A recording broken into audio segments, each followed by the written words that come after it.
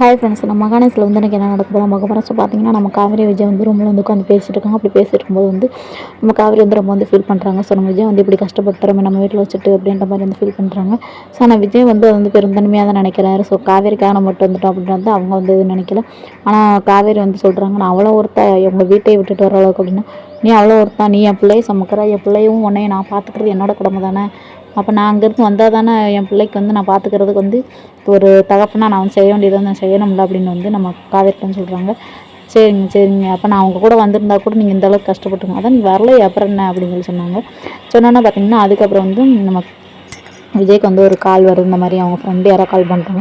So அந்த காலை வந்து அட்டன் பண்ணி பேசியிருக்காங்க. உடனே நம்ம காவேரி எதாச்சுமா வந்து அவங்க பர்ஸ் எடுத்து பார்க்குறாங்க. அதில் 500 ஒரு ஏடிஎம் கார்டு மட்டும் தான் கிடக்கு. ஸோ அந்த பர்ஸை பார்த்தோன்னா நம்ம காவேரிக்கு ரொம்ப ஷாக் ஆயிடுது. பைசாவே ஒட்டலை அப்படின்னு சொல்லிட்டு உடனே அவங்க பர்ஸில் இருக்க பைசா எடுத்து நம்ம விஜய் பர்ஸில் வந்து வைக்கிறாங்க.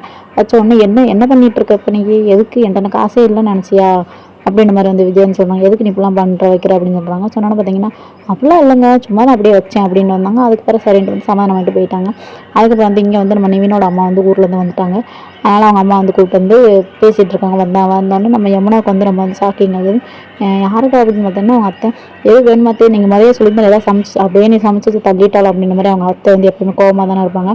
ஸோ போய் இவ்வளோ போய் கல்யாணம் முடிச்சிருக்கேடா, எங்கள் வாழ்க்கை எப்படி இருந்துட்டு போய் நீ அதை பற்றி எதுவுமே சொல்ல மாட்டேங்க எப்படிமா அப்படின்னு சொல்லிட்டு வந்து நம்ம நிவின் வந்து எஸ்கே போயிடுறாரு. அதுக்கப்புறம் பார்த்தீங்கன்னா இங்கே வந்து நம்ம கங்கா வந்து நம்ம குமரனை வந்து பயங்கரமாக வந்து திட்டிகிட்டே இருக்காங்க. நீங்கள் வந்து விஜய்க்கு எதுக்கு வேலைக்காரங்கனக்கு இப்படி ஹெல்ப் பண்ணிட்டு இருக்கீங்க, நீங்களும் அந்த வீட்டோட மருமகன் தானே அப்படின்னு சொல்கிறாங்க. ஸோ அவ்வளோதான், ஓகே இப்போ போயிட்டு பிரச்சனை மறக்காம